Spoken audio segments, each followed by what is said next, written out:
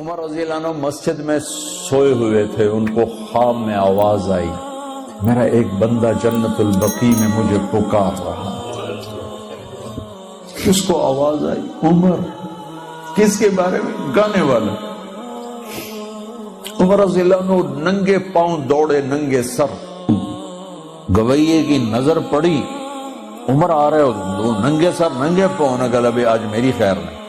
وہ اٹھ کے دوڑنے لگا تو اس نے کہا ٹھہرو ٹھہرو ٹھہرو ٹھہرو، میں خود نہیں آیا ہوں، مجھے بھیجا گیا ہے۔ کہ کس نے بھیجا ہے؟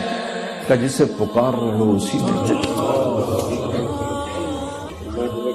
تو بوڑھا بیٹھ گیا، کہنے لگا واہ میرے رب، ساری زندگی تیری نافرمانی کی، آج تجھے پکارا تو اپنے پیٹ کی خاطر پکارا، اور تو نے اتنا بڑا میرا اعزاز، اتنی بڑی مجھے عزت دی، اے اللہ مجھے معاف کر۔